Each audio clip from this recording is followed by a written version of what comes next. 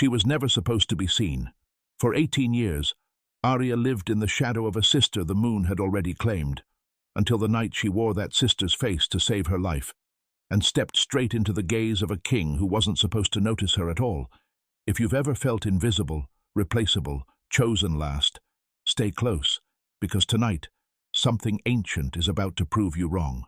Subscribe, ring the bell, and let's find out together what the moon truly saw in her. The pack always said there was only one heartbeat between them, and for 18 years, that had been true. Aria stood in the doorway watching Selene braid moonflowers into her hair, the two of them mirror images down to the small scar above their left brow, and yet the pack had never looked at them the same way. Selene was the one born beneath the full moon's highest light, the child the elders had always believed was destined to become the next Luna. Aria was the shadow that walked beside her, unnoticed, unnamed in the prophecies, and somehow that had never mattered between them. Selene reached over without looking and tucked a flower behind her sister's ear too, an old habit neither of them questioned anymore. "There," she said. "Now they'll have to look twice." Aria laughed, low and real, the kind of laugh that only existed in rooms where no one else was watching. Nobody in the pack knew that Selene stole bread for Aria during the lean winters, or that Aria once took a beating meant for her sister and never told a soul. That was the secret architecture of their bond, invisible to everyone but them. Tonight, none of that mattered. Tomorrow, Selene would stand before the Alpha King, and everything would change. The night before the ceremony, the manor was too quiet. Aria noticed it first. The absence of Selene's humming down the hall, the cold side of the bed they still shared out of habit. She told herself Selene had gone to walk off her nerves, that brides-to-be did that sort of thing.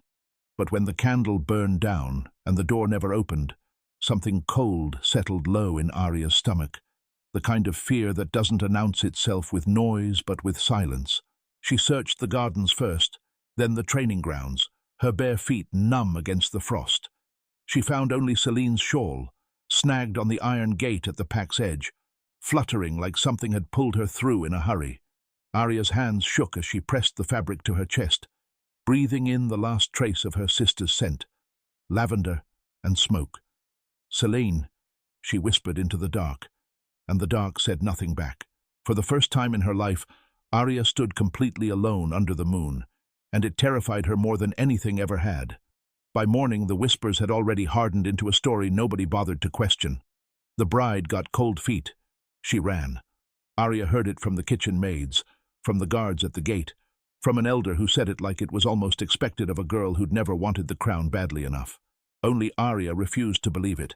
Selene had spent months preparing for this, memorizing pack lineages, practicing the vows until she said them in her sleep. Girls who run don't leave their shawl snagged on a fence like a trail someone meant to hide. Aria tried to say this to anyone who'd listen, and each time she watched their eyes glaze over, already certain of a version of events that was easier to accept. She pressed her palm flat against the gate where the shawl had caught, as if the metal itself might tell her the truth the pack refused to hear. Somewhere out there, her sister was either running from something or running toward danger, and no one else seemed to care which. The elders convened before noon, their faces set in the particular grimness reserved for matters of war. Aria stood at the back of the hall, uninvited but unwilling to leave, and listened as they spoke of alliances and treaties, like her sister's disappearance was a diplomatic inconvenience rather than a tragedy. "If the future Luna does not appear before the Alpha King tonight," the eldest said, voice flat with warning, "the neighboring pack will consider it an insult. The treaty dissolves, and a broken treaty, in times like these, becomes a war." The word landed in the room like a stone through glass. Aria felt every eye turned toward her without actually looking at her, the way people look at a resemblance rather than a person. She understood in that moment exactly what they weren't saying out loud, that a face like Selene's could buy the pack a single night's mercy, if someone were desperate enough to offer it. Nobody asked her outright. Nobody had to. Aria stood before the mirror in her sister's chambers, staring at a reflection that had always been half hers and half someone else's. The dress didn't fit her the way it fit Selene, looser at the waist, tighter at the shoulders, but from a distance, in candlelight, it would be close enough to fool a room full of strangers. She wasn't doing this for a crown she never wanted. If anyone discovered the truth, she wouldn't simply shame the pack. She could be executed for deceiving the Alpha King. Theron didn't take his seat again. He stood at the edge of the dais long after the vows had been spoken. Watching her from a distance, most men in the hall mistook for stillness. A servant nearly dropped a tray refilling her cup, and instead of the practiced indifference a future Luna was trained into, she reached out and steadied the girl's wrist, murmuring a quiet thank you while looking her directly in the eye. Nobody had ever looked at that servant like she was a person before. Theron noticed, the way he noticed everything he wasn't supposed to. Nobody told me she was kind, he thought, and the thought unsettled him more than any suspicion could have. He said nothing. He simply watched, filing away a detail he had no name for yet. Near the hearth, his massive white wolf lifted his head from where he'd been lying, ignoring every guest who had tried to coax him closer all evening. Ghost rose slowly, deliberately, and crossed the length of the hall without a single command, without hesitation, until his great head came to rest against Aria's palm. A ripple of murmurs moved through the crowd. Ghost never approached strangers, not even the elders who'd known him since he was a pup. Aria froze, unsure whether to pull away or breathe, and Theron watched his own wolf choose her before he'd decided anything for himself. He didn't understand it. He didn't try to. He only knew, with a certainty that had no evidence behind it yet, that it meant something. Aria felt his attention like a hand pressed flat against her spine, and she hated how much it cost her to keep her face still. She smiled when the elders toasted her. She inclined her head when they called her by her sister's name, and something in her chest twisted every time the syllables left their mouths. Selene, Selene, Selene. A name she'd worn her whole life like a shadow, but never once as her own skin. Across the hall, Theron lifted his glass to her, and for one unguarded second, their eyes held longer than courtesy required. Her pulse betrayed her before her mind caught up, a small, treacherous flutter she refused to name. Don't feel anything, she told herself. Survive tonight. That's all. But some part of her had already stopped listening to that instruction. The moment came without warning. Near the base of the stairs, a small boy chasing his sister caught his foot on the hem of a tablecloth and went down hard, a startled cry cutting through the music. Aria moved before she'd decided to, skirts forgotten, posture forgotten, every rule of the evening forgotten, and caught him before his head struck the stone, pulling him against her chest as the hall's chatter stumbled into a hush. A true Luna would have stood composed and let the nursemaids handle it. Aria simply held a stranger's frightened child until his crying eased, whispering something too low for anyone else to hear. When she looked up, half the hall was staring, and Theron most of all, his glass forgotten in his hand, something shifting behind his eyes that hadn't been there a moment ago. Miles from the hall, in a cellar with no windows and less light, Selene woke to the sound of a door bolting shut. Her wrists were raw from the rope, her throat raw from calling out to no one. She didn't know how many days had passed, only that the water they gave her came less often now, and that the man who brought it never once let her see his face. She pressed her ear to the damp stone wall out of habit, straining for any sound that might tell her where in the world she'd been buried alive. All she caught was silence, and beneath it, faint and rhythmic, the sound of her own heartbeat, the only proof she had left that this wasn't already over. In a locked chamber, 2 floors below the great hall, 3 of the pack's most trusted elders sat around a single candle, their voices pitched low enough to die in the stone. As long as the ceremony goes as planned, one murmured, everything else can be cleaned up afterward. Another simply nodded, swirling wine he hadn't touched, his silence saying more than words would have dared. Nothing about the missing girl, nothing about where, only the quiet, chilling confidence of men who had already decided how this would end, and who assumed no one in that glittering hall was paying close enough attention to stop them. They were wrong about exactly one person. Theron crossed the hall to her before the feast had properly begun, ignoring 3 separate elders who tried to intercept him with pleasantries. He stopped close enough that she had to tilt her chin to meet his eyes, close enough that she caught the low, unreadable timbre of his voice, meant for her alone. "You're not the woman everyone told me about," he said, quiet, almost gentle, though there was nothing gentle in the way his gaze held hers, searching. Aria's heart slammed against her ribs. "I don't know what you mean, my lord," she managed, and hated how thin her voice sounded. The horns sounded at dusk, calling the entire pack into the sacred courtyard, where the old stone altar had stood for longer than anyone could remember. Torches lined the perimeter, their flames bending in a wind that smelled faintly of rain that never came. Aria stood at the center of it all in Selene's place, her hands folded the way she'd rehearsed, her pulse a war drum beneath her ribs. The priest lifted the ceremonial blade toward the sky, chanting words older than the pack itself, and around her hundreds of eyes watched with the reverent hunger of people about to witness their future take shape. Theron stood just behind her right shoulder, close enough that she could feel the heat radiating off him, and she wondered, absurdly, whether he could hear how loud her heart was. Every soul in that courtyard expected the same outcome. The moon mark blooming silver across Selene's collarbone, the ancient proof that the girl before them was truly chosen. The elders had built an entire ceremony around that certainty, choreographed down to the angle of the torches. Somewhere in the crowd, an old woman clutched her grandchild's hand and whispered that she'd waited her whole life to see a Luna crowned properly. Nobody in that courtyard had room in their expectations for anything other than the story they'd already written in their heads. That certainty was about to become the loudest silence any of them had ever heard. The priest pressed his palm to the altar and called for the bride to do the same. Aria stepped forward, breath shallow, and laid her hand against the ancient stone exactly as she'd been shown. Nothing happened. The courtyard held its collective breath, torches flickering, seconds stretching thin as wire. A murmur rippled backward through the crowd, uncertain at first, then sharper.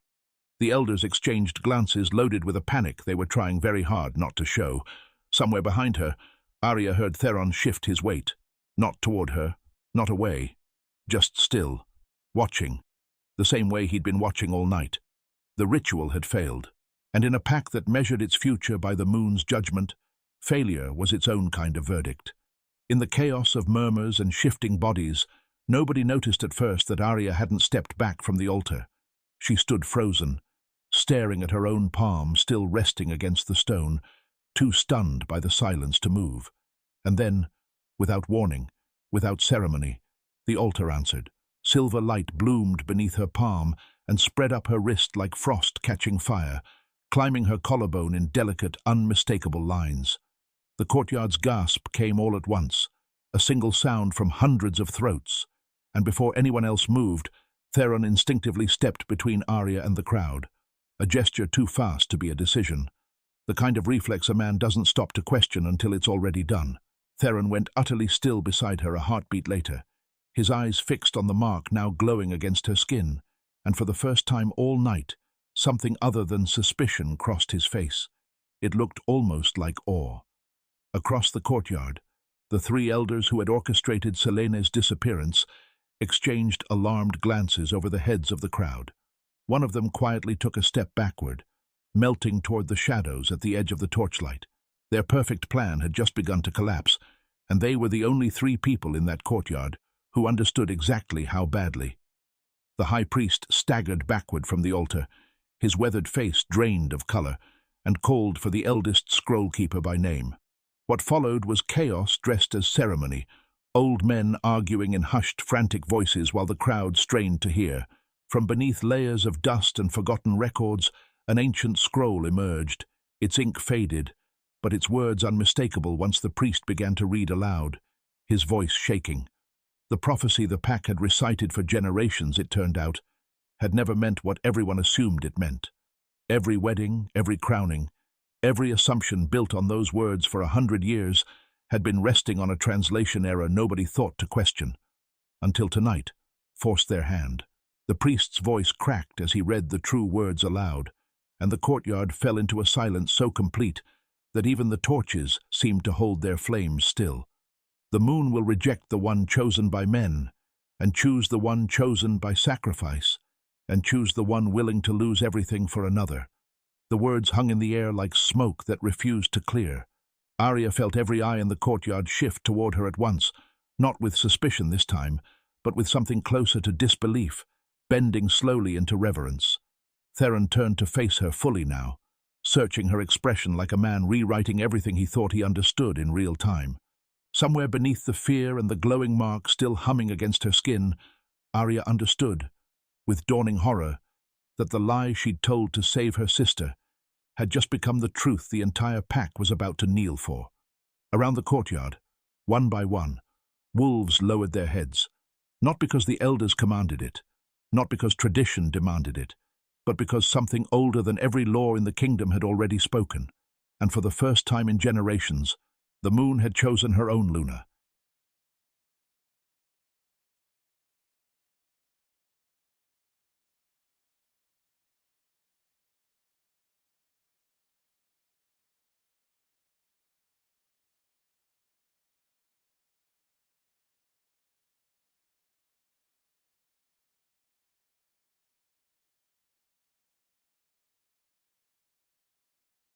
Theron found the diary by accident, tucked behind a false panel in the old Queen's study, while searching for anything that might explain what the altar had done. Agnes, the pack's oldest healer, and the only person left alive who remembered the last Luna clearly, ran her fingers over the worn leather cover like it might dissolve if she pressed too hard. "I haven't seen this since the Queen's funeral," she murmured, and something in her voice made Theron set aside every question he'd meant to ask first. The pages inside were brittle, the ink faded to the color of dried blood, but the handwriting was steady, deliberate. The handwriting of a woman who'd known exactly what she was recording and exactly how much it would matter one day. Theron opened to the final entry and began to read aloud, and by the second sentence, Agnes had gone completely pale. The diary told a story the pack had never been permitted to hear. Theron read the first line aloud, slow, testing the weight of each word before trusting it. "One daughter will inherit the crown." He stopped. Agnes said nothing, her eyes fixed on the page like she already dreaded what came next. He kept reading. "The other will save the kingdom when the crown alone cannot." He stopped again, longer this time. The study gone so quiet, he could hear the candle burning down beside them. Then the final line, the one that made Agnes press a hand to her mouth. "Only sacrifice can awaken the moon's true choice." Theron read the passage 3 times before the weight of it settled fully.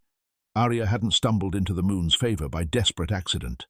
Somewhere far beneath the surface of what everyone assumed, she had always belonged there. One daughter was destined to inherit the crown. The other was destined to save the kingdom when the crown alone couldn't. The old queen had written it plainly, almost matter-of-factly, as though she'd made peace with the shape of the future long before it arrived. She hadn't been writing about her own children. She'd been writing about the 2 girls chosen to carry her final, most dangerous secret, the twin daughters of the young woman who once served in her household and had earned the kind of trust that outlives a lifetime. What she hadn't made peace with, the diary revealed, was choosing which of those daughters would carry which burden. And so, in the end, she hadn't chosen at all. She'd simply entrusted the secret to their mother and prayed the truth would surface on its own, in its own time, however painful that arrival turned out to be. Theron closed the diary slowly, understanding now that the ceremony hadn't corrected an error. It had simply finally told the truth. The reason for the silence, Agnes explained once she'd found her voice again, was love wearing the shape of fear. Their mother had discovered the Queen's diary years before the twins were even born, entrusted with a secret she'd been warned was never meant to survive her own generation. She'd watched enough prophecies twist good children into targets, had seen how quickly a pack turned reverence into cruelty toward anyone marked as different. She'd buried the truth to protect Aria from a childhood spent as a symbol instead of a girl, to let her grow up simply as a sister, simply as herself, without the crushing weight of a destiny she hadn't asked for, pressing down on her before she could even understand what it meant. It had cost their mother everything to keep that secret. It had very nearly cost her daughters everything too. Selene's escape came on the same night the truth surfaced, though neither sister knew it yet. Through the cellar wall, muffled but unmistakable, she'd caught 2 of her captors talking low outside her door. "Once the ceremony is over," one of them had said, "kill the other sister too." The words had gone through her like ice water. The other sister could only mean Aria, standing in her place in danger she had no idea she was in. Selene worked a loosened stone free from the cellar wall over 3 sleepless nights after that, her fingers bleeding by the time the gap was wide enough to slip through. She ran without knowing which direction led home, guided only by instinct and the faint, familiar pull she'd always felt toward her sister, a pull she'd never been able to explain and had simply learned not to question. When she finally stumbled into pack territory, exhausted and half-frozen, the first thing she heard was her own name being spoken in hushed, reverent tones she didn't recognize. The story unfolding around her was not the one she'd expected to return to. The reunion happened in the healer's quarters, away from the crowd still buzzing over the ceremony. Selene appeared in the doorway, bruised and trembling, and Aria was across the room before either of them said a word, pulling her sister into an embrace fierce enough to steal the breath from both of them. Neither of them cared which one the moon had chosen. Selene told the story slowly, her voice steadying with every word, as though speaking it aloud finally stripped it of some of its power over her. She'd been taken the night before the ceremony by 3 men she recognized instantly despite their hoods, elders she'd known her entire life, men who'd sat at her family's table, men who'd blessed her name at every pack gathering since she was a child. They hadn't touched her out of cruelty. They'd needed her gone, quietly, without a struggle that might leave marks anyone could ask questions about. Theron listened without interrupting, his jaw tightening with every detail. Ghost pressed silent and rigid against his leg, like even the wolf understood the weight settling over the room. Their reasoning, Selene explained, had nothing to do with hatred, and everything to do with hunger for power. They had spent decades believing Theron's line had grown weak, watching from the shadows of the council chamber while power slipped further from their own families with every generation. If they couldn't inherit that power honestly, they would manufacture the chaos needed to seize it. If the ceremony collapsed without a bride, the neighboring pack would call the broken treaty an insult too grave to forgive, and the war that followed would leave the throne unstable enough for ambitious men to seize what they'd never be handed honestly. They hadn't cared which twin sat empty where a Luna should have stood. They'd only cared that the seat stayed empty long enough for chaos to do the rest of their work for them. What they hadn't accounted for was Aria stepping into that seat at all, and once she had, killing her had become the only way to erase the evidence that their plan had ever existed. "The last night, they thought I was asleep," Selene said quietly, her eyes fixed on some point past Theron's shoulder. One of them said, "Once the wrong sister is dead, no one will ever know there were 2. The words landed heavier than anything she'd said before, and Aria felt the floor tilt beneath her at the thought of how close that sentence had come to being carried out. Selene's escape had torn that plan apart from the inside, but the men behind it were still out there, still armed with everything they knew about the pack's weaknesses, and now they knew they were running out of time. Theron didn't wait for morning. He summoned the pack's most trusted trackers before Selene had even finished her account, dispatching them to every road leading out of the territory while sealing the borders shut behind them. The 3 elders, sensing the noose tightening before anyone had said their names aloud, tried to slip away under cover of a caravan bound for the eastern hills, a plan built on the same overconfidence that had led them to underestimate a girl they'd assumed would simply disappear quietly. They were captured before dawn. The eastern gate opened, and 3 horses returned. Behind them, the former elders rode with their hands bound in iron, heads down. The caravan they'd hidden among stopped and searched a mile short of the border.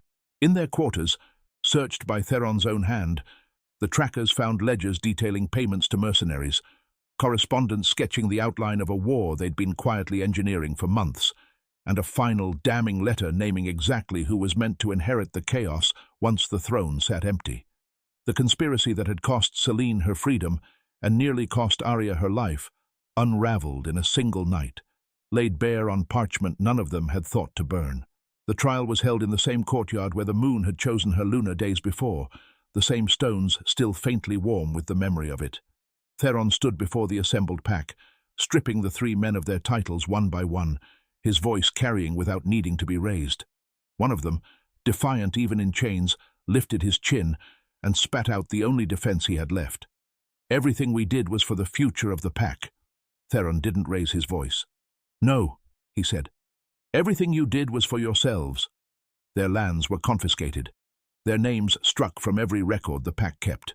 He sentenced them to permanent exile, banishment from every territory bound by treaty to his own, and as the guards led them away, he spoke the words that would be repeated throughout the pack for years afterward. "Justice protects the innocent. Revenge only creates more victims." In the days following the trial, the pack settled into an uneasy kind of waiting, the way a room holds its breath before a storm finally breaks. Everyone assumed the path forward was obvious. Selene was the elder twin, the one born beneath the moon's highest light, the one the pack had spent a lifetime preparing to crown, and now that the truth of the prophecy had been untangled from generations of misreading, surely tradition would simply reassert itself. Whispers moved through the halls, quiet but persistent. Elders already rehearsing the language of a second ceremony. Servants already speculating about which gown Selene would wear. Nobody thought to ask Theron what he wanted. Nobody imagined it mattered. He found Aria alone in the garden at dusk, sitting where she used to sit as a girl, her knees drawn up, watching the last color drain out of the sky. He didn't announce himself. He simply sat beside her, close enough that his shoulder nearly brushed hers, and let the silence stretch until it stopped being uncomfortable and started being something else entirely. "They think I'll choose the crown," he said finally, voice low, almost rough. "The right twin, the one everyone expected." Aria kept her eyes on the horizon, bracing herself for words she'd been dreading since the trial ended. "And will you?" she asked. He turned to look at her fully, and for the first time since the night of the ceremony, there was no calculation left in his expression at all. "I already chose," he said, "days ago, without meaning to." He told her then, in pieces he seemed to be assembling as he spoke, how he'd noticed her before he understood why, how the smallest things about her had unsettled every assumption he'd walked into that hall carrying. He told her about the boy on the stairs, about the way she'd looked a servant in the eye like the woman mattered, about Ghost crossing an entire hall to press his head into her palm without anyone commanding him to. "None of that was Selene," he said quietly. "It was always you. I just didn't have the right name for it yet." Aria's breath caught somewhere between her ribs and her throat, disbelief and longing tangled together too tightly to separate. "You'd give up the throne," she said. Not quite a question. For someone the pack didn't choose. Theron's jaw tightened, but his eyes never wavered. "I'd give up considerably more than that." Word of his intention spread through the pack before nightfall, and by morning the courtyard had filled again, tense with an entirely different kind of anticipation than the trial had carried. All eyes turned toward Selene as she stepped forward, poised, controlled, every inch the Luna the pack had spent her whole life preparing her to become.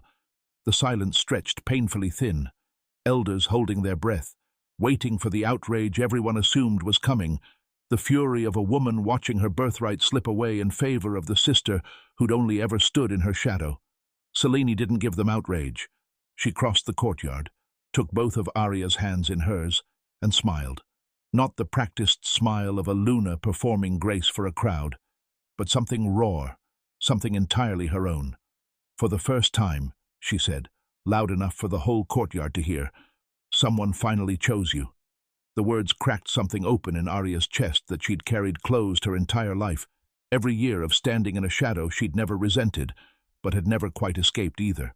Selene pulled her into an embrace that had nothing performative left in it at all, and for a moment the two of them simply stood there, twin heartbeats steady against each other, indifferent to the hundreds of eyes watching.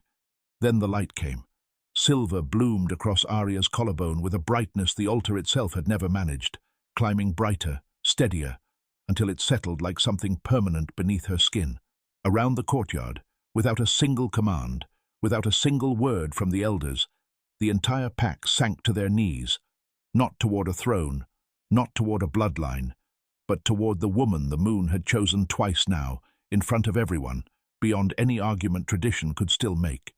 Theron knelt too. The coronation took place beneath a sky so clear it seemed the moon itself had cleared every cloud away to watch. Aria stood at the center of the same courtyard where the truth had first surfaced, dressed not in borrowed silk this time, but in a gown made for her alone, the moonmark glowing soft and steady beneath the collar. The high priest, who had once stammered through an ancient prophecy, now spoke with quiet certainty, placing the crown upon her head before a courtyard packed with every soul the pack could hold. She didn't feel like a shadow anymore. For the first time in her life, she felt entirely, unmistakably seen. The wedding came only days later, though it felt to Aria like both an eternity and no time at all. Packs from every allied territory filled the grounds. The very same alliance once threatened by her sister's disappearance, now stronger than it had ever been, sealed not by obligation, but by a story every pack in the region had already begun retelling around their own fires.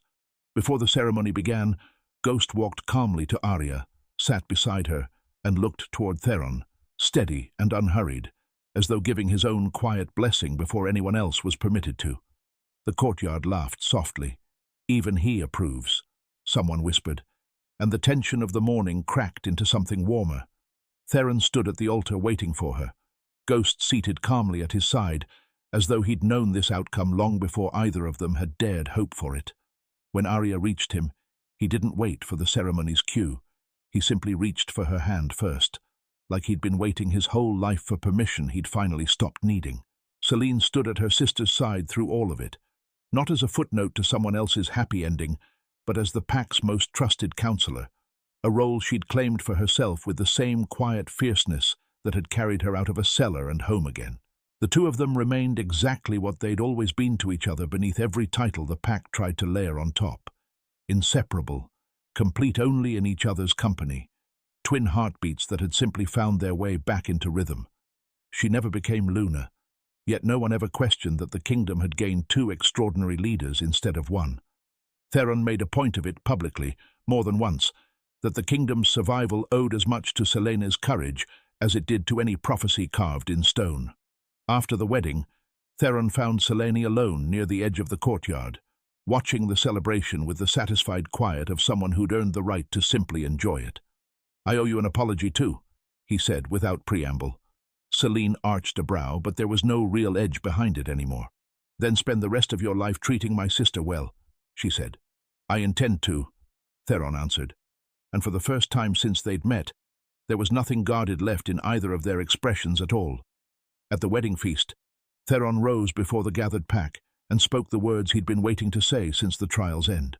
He told them plainly that it was Aria's courage, not a bloodline, not a title, not anything written centuries before she was born, that had saved a kingdom teetering on the edge of war.